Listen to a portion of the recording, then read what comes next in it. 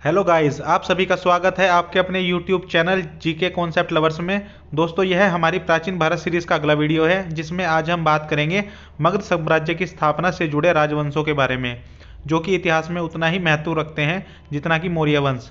दोस्तों, मेरे द्वारा यूपी टेट सी टेट परीक्षा संबंधी वीडियो भी अपलोड किए जा रहे हैं, जिसका लिंक आपको डिस्क्रिप्शन में मिल जाएगा। इसके अलावा वीडियो का पीडीएफ प्राप्त करने के लिए और मेरे द्वारा बनाए गए प्रश्न पत्र हल करने के लिए आप हमारा टेलीग्राम चैनल ज्वाइन कर सकते हैं, जिसका लिंक भी आपको डिस्क्रिप्शन में दिया गया है।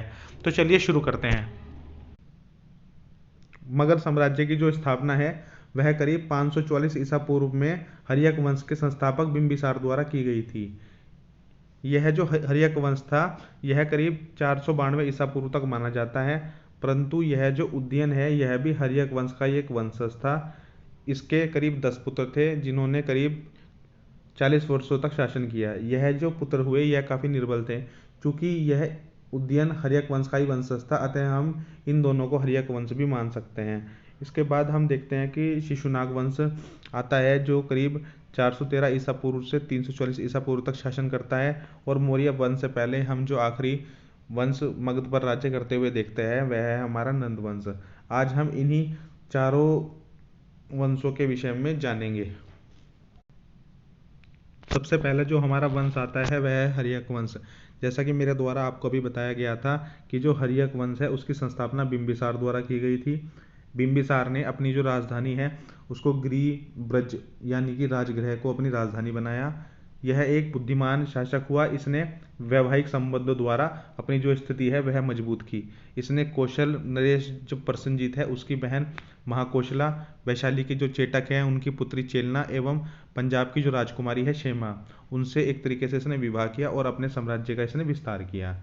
जो बौद्ध ग्रंथ विनय पट्टिका है उसके अनुसार यह बौद्ध धर्म में महात्मा बुद्ध से मिलने के बाद इसने बौद्ध धर्म को अपना लिया।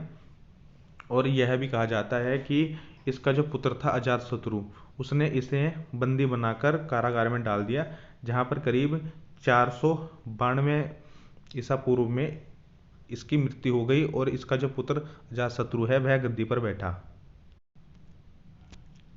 यहाँ पर आप अजातशत्रु का एक चित्र देख सकते हैं जिसमें अजातशत्रु को हाथी पर बैठा दिखाया गया है। यह जो अजातशत्रु था इसने अपने पिता के ही कार्यों को आगे बढ़ाया और अपने साम्राज्य का विस्तार किया। इसने एक तरीके से जो साम्राज्य था उसको एक नई ऊंचाइयों पर पहुंचाया। इसने प्रसेनजीत ने अपनी पुत्री वाजिरा का विवाह अजातशत्रु से कर काशी को दहेज में दिया। आप देख रहे हैं कि इनके पिता के साथ जो प्रसेनजीत है उसने अपनी बहन की शादी की थी और अब अजातशत्रु के साथ वह अपनी पुत्री का विवाह कर रहे हैं। अजातशत्रु ने मल्ल संघ पर आक्रमण करके उसे अधिकार में कर लिया। चूंकि मल्ल संघ उस वक्त जो था वह एक गणतंत्र था और यह काफ़ी शक्तिशाली साम्राज्य माना जाता था, परंतु इसने अपनी सूझबूझ से मल्ल संघ में एक तरीके से फूट डाली और उस पर अपना अधिकार किया। इसके बाद हम देखते हैं कि जो अजातशत्रु है उसने अपने प्रबल प्रतिद्वंदी अवंती राज्य पर भी आक्रमण करके उस पर विजय प्राप्त कर ली।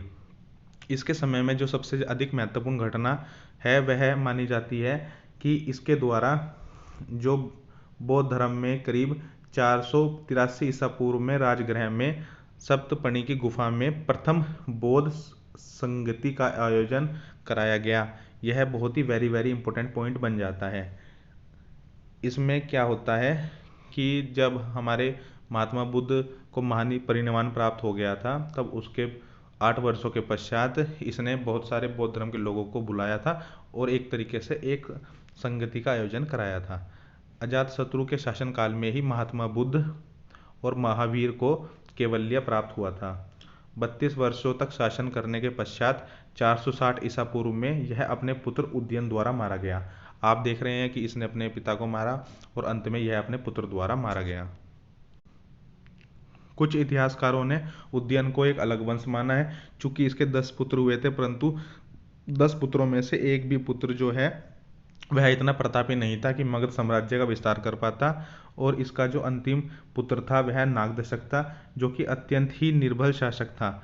इसके समय में जो महत्वपूर्ण घटना है वह है कि इसने अपनी जो राजधानी है वह पाटलिपुत्र शिफ्ट की। एक तरीके से पहले राजधानी राजगृह थी, फिर इसने पाटलिपुत्र जो है वह नगर बसाया, जो कि आज वर्तमान में पटना नगर के नाम से आप लोग सब जानते हैं। इसके बाद हम देखते हैं कि यह जो नाग दशक था, इसको हराकर शिशुनाग द्वारा शिशुनाग वंश की स्थापना की गई। आइए हर्यक वंश उदयन वंश के बाद बात करते हैं शिशुनाग वंश के बारे में। जैसा कि आप जानते हैं कि शिशुनाग वंश की जो स्थापना है वह शिशुनाग द्वारा ही 412 ईसा पूर्व में की गई थी। यह जो वंश था यह करीब 385 ईसा पूर्व तक चला। शिशुनाग ने मगध से बंगाल की सीमा तक एक विशाल भूभाग पर अपना अधिकार कर रखा था। शिशुनाग ने एक शक्तिशाली शासक था जिसने गिरिब्रज के अलावा वैशाली नगर को भी अपनी राजधानी बनाया। इसके शासनकाल में दोस्तों हम मगध की दो दो राजधानियां पाते हैं। इसका जो पुत्र था वह कालाशोक, वह करीब 394 ईसा पूर्व में मगध का शासक बना। कालाशोक के काल में दो महत्वपूर्ण घटनाएं होती हैं। पहला तो है दूसरी बौद्ध संगति का आयोजन, जो कि इसने वैशाली में करवाया था। इसके अलावा इसने अपनी मगध की जो राजधानी है उसका स्थानांतरण इसने आधुनिक पटना यानी कि पाटलिपुत्र में किया। आइए मैं आपके माध्यम से इन जो तीन हमारे राजवंश हैं इनके द्वारा साम्राज्य विस्तार के विषय में जानते हैं। आप जानते हैं कि जब सबसे पहले हमारा मगध साम्राज्य था तो वह करीब इस एरिया में ही सिमटा हुआ था, परंतु बिंबिसार व अजातशत्रु द्वारा इसका जो क्षेत्र विस्तार किया गया वह करीब यहाँ इस एरिया तक फैल गया। इसके बाद आप देखते हैं कि इसमें वाराणसी, श्रावस्ती और पाटलिपुत्र भी शामिल हैं।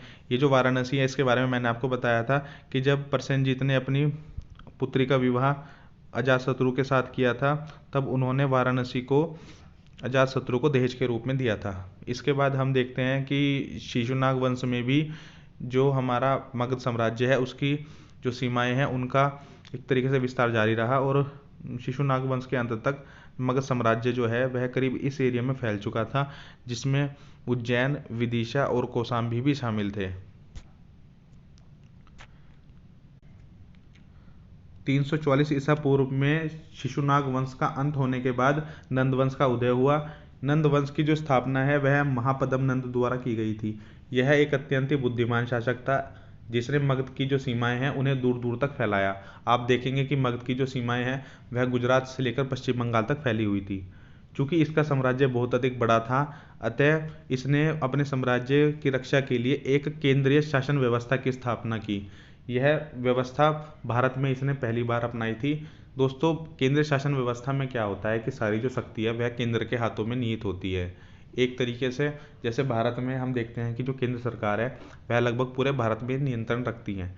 इसी कारण से महापद्म नंद को केंद्रीय शासन पद्धति का जनक भी कहा जाता है। दोस्तों, इसका जो शासक घनानंद होता है वह अत्यंत ही निर्बल साबित हुआ। इसी के काल में सिकंदर ने भारत पर आक्रमण किया था और सिकंदर के आक्रमण करने के पश्चात हम देखते हैं कि मगध में काफ़ी अव्यवस्था और अशांति का माहौल था, जिसका फायदा उठाकर चंद्रगुप्त मौर्य द्वारा एक मगध पर अपना शासन किया गया।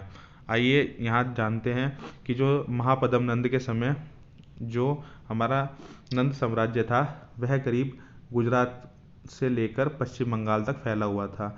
इसमें देखिए पूरा उत्तर प्रदेश, बिहार, झारखंड आदि सब कुछ कवर किया गया है। इसके अलावा मध्य प्रदेश और यहाँ पर उड़ीसा के हिस्सों को छोड़कर लगभग सारा उत्तर भारत इस महापद्म नंद के द्वारा उस समय जीत लिया गया था। आप देख रहे हैं कि यहाँ पर उड़ीसा जो है वह छुटा हुआ है, जहाँ पर कलिंगों का शासन था, जिसको कब्जा करने के लिए जो अशोक है उसके द्वारा कलिंग युद्ध लड़ा गया था, जिसमें बहुत अधिक मारकाट हुई थी। आप उसके विषय में आगे जानेंगे। दोस्तों, आपको यह वीडियो पसंद आया हो तो इसे प्लीज़ लाइक करिए, शेयर करिए और चैनल को अपना सपोर्ट दीजिए। आप हमारा टेलीग्राम चैनल भी ज्वाइन कर सकते हैं। वीडियो पूरा देखने के लिए आपका बहुत बहुत धन्यवाद।